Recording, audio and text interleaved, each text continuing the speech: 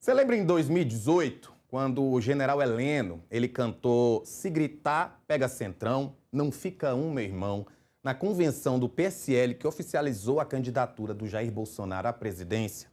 Naquela época, o então candidato, ele vendia uma ideia de que governaria sem apoio do Centrão, o que ele chamava de velha política e o que há de pior no Brasil. A gente sabe, aconteceu exatamente o contrário. Bolsonaro dependeu diretamente desses partidos para garantir a governabilidade, tanto que em 2021 ele disse: "Eu sou do Centrão".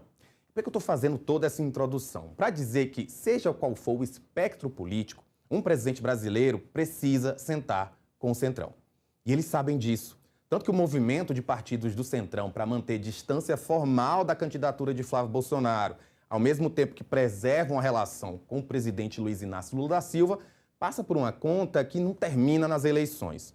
A composição do próximo Congresso também pode determinar quanto poder essas legendas vão ter para negociar com quem assumir a presidência em 2027. União Brasil e PP, reunidos na União Progressista, decidiram pela neutralidade, assim como republicanos e MDB. Gilberto Kassab, presidente nacional do PSD, afirmou na última semana que o Centrão está hoje com Lula. Ciro Nogueira, por outro lado, declarou voto pessoal em Flávio, apesar de comandar um partido que preferiu não integrar a chapa do senador. A posição ela não significa necessariamente migração ideológica para o lado do petista. Um levantamento do Metrópolis mostrou que a União Progressista, mesmo neutra nacionalmente, está coligada ao PL em 10 estados e ao PT ou à Federação Brasil da Esperança em 4. Então, o que esperar desses partidos na eleição e como a nova composição das casas vai afetar essa governabilidade? Eu estou ao vivo com o cientista político Murilo Medeiros para a gente falar sobre esse tema. Murilo, já começo te perguntando, você ficou de que forma impressionado com essa composição e posicionamentos do Centrão nessa eleição de 26, perdão. Boa tarde, Rafael. Boa tarde a todos que nos acompanham. Esse posicionamento do Centrão tem uma lógica pragmática, no fundo, né?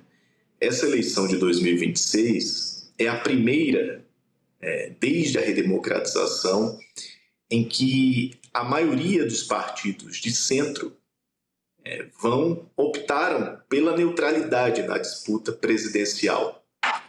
Os partidos de centro priorizaram a autonomia regional em vez de firmar uma grande coalizão ampla, nacional, de integração na disputa presidencial. É uma lógica que mostra que essas legendas estão cada vez mais independentes e menos refém da disputa presidencial para conquistar sua autonomia financeira e também política, né? O que eu tenho chamado de paroquialização da eleição, porque os acordos dessa vez não foram construídos de cima para baixo por meio de uma ampla coalizão presidencial, mas pelo contrário, uma pulverização de alianças em nível regional, né? Alianças construídas de baixo para cima nos estados. E essa foi a lógica desses partidos de centro. Fortalecer seus palanques locais, liberdade para que seus diretórios apoiem o presidenciável que mais vai lhe ajudar a eleger deputados, senadores e até mesmo governadores. Então é uma postura pragmática que revela também esse fortalecimento, esse poderio financeiro dessas legendas. Para você ter uma ideia, Rafael, esse consórcio de partidos de centro que hoje domina o Congresso Nacional, eles vão controlar mais de 60% das verbas do fundo eleitoral, né? Então, eles já largam com uma vantagem competitiva na eleição muito alta. E esse distanciamento dessas legendas em firmar apoio a Lula ou a Flávio nesse primeiro momento, no primeiro turno, é um reflexo dessa maior independência desses partidos. A gente tem visto que esses partidos têm demonstrado uma maior neutralidade, apesar de que em cada estado, como eu falei, existem aquelas alianças mais diretas, tanto do PL quanto do PT. O quanto essa neutralidade também indica a forma como o Centrão pretende se organizar politicamente no ano que vem, para tentar colocar essas pautas à frente? É. A neutralidade é uma estratégia das legendas de centro que aumenta o poder de barganha dessas legendas para a próxima legislatura. Seja qual for o próximo presidente da República, o próximo chefe do Poder Executivo vai estar ainda mais refém para tocar sua agenda dentro do Congresso Nacional, refém dessas legendas de centro, que tudo leva a crer que vão sair ainda mais fortalecidas na sua representação congressual, porque possuem capilaridade regional, poderio financeiro e estrutura partidária consolidada nos estados.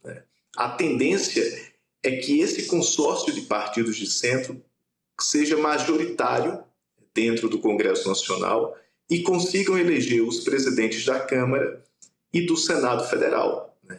Claramente, o eixo de poder foi deslocado do Executivo para o Legislativo.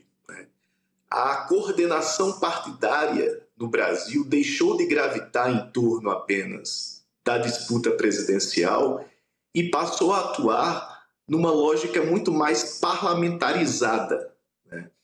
E as cúpulas dessas legendas perceberam isso desde cedo, que seria um alto risco, seria prematuro firmar uma aliança com alguma chapa presidencial, tendo em vista que a eleição está completamente aberta, Não há, um claro favorito para a disputa presidencial. Então, essas legendas preferiram aguardar o cenário eleitoral ficar mais claro para depositar um apoio. E esse envolvimento partidário, Rafael, é muito interessante porque na eleição de 2018, por exemplo, 28 partidos participaram diretamente da eleição presidencial, seja firmando coligações ou lançando chapas puras para a disputa presidencial.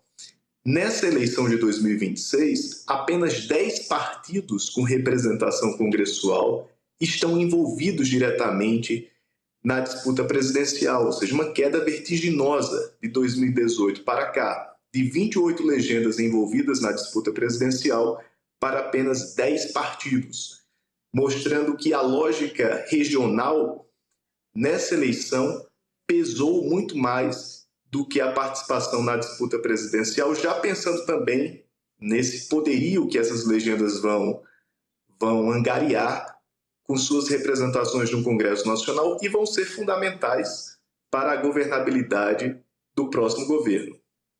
Murilo, você deixou claro aí que, de fato, hoje em dia, essa governabilidade ela é bem mais capilarizada. Ou seja, a gente não tem mais aquela imagem do presidente da República com aquele poder completo, tanto que foi uma reclamação do presidente Lula durante a convenção do PT, que confirmou a candidatura dele.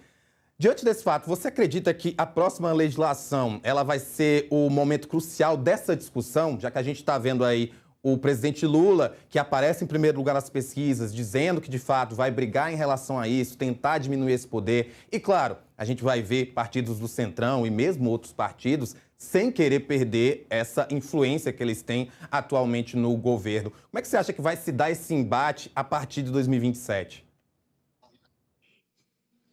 Vai ser um embate mais duro, Podemos presenciar alguns confrontos institucionais com mais contundência, Um presidente da República com menos poder para tocar sua agenda legislativa e um Congresso Nacional mais proativo para comandar e ditar a agenda, as reformas estruturais. Então, por mais que o presidente da República tome posse com toda a pompa, com o resultado eleitoral das urnas, com a fotografia das urnas, esse poder vai ser constantemente testado em relação ao Congresso Nacional, que vai sair ainda mais independente e fortalecido para ditar essa agenda. Eu sempre falo que as principais reformas, a agenda do próximo governo, vai ser decidida na Península dos Ministros, onde fica localizada a residência do presidente do Senado e da Câmara, e não no Palácio do Planalto. Nós vimos isso nos anos recentes, quando ministros de Estado precisaram cruzar a esplanada dos ministérios para conversar, implorar por recursos aos parlamentares, né? Essa nova lógica de poder, muito mais parlamentarizada, chegou para ficar. E talvez, Rafael, um dos grandes embates nesse primeiro teste do próximo presidente da República seja relacionado às emendas parlamentares, né? E uma aliança tácita entre o Palácio do Planalto e o Supremo Tribunal Federal talvez ainda fique mais escancarada para tentar limitar de alguma forma esse poderio das emendas parlamentares, que deu mais independência ao parlamento, especialmente sobre a gestão do orçamento público. A disputa em torno das emendas parlamentares vai ser um dos principais campos de batalha nos primeiros meses da próxima legislatura, porque essa questão orçamentária é um ponto-chave que ajuda a explicar esse maior fortalecimento do Congresso Nacional. Murilo Medeiros, muito obrigado por participar com a gente novamente aqui no Agora Metrópolis, sempre trazendo suas análises de política. Obrigado, Rafael. Boa tarde a todos.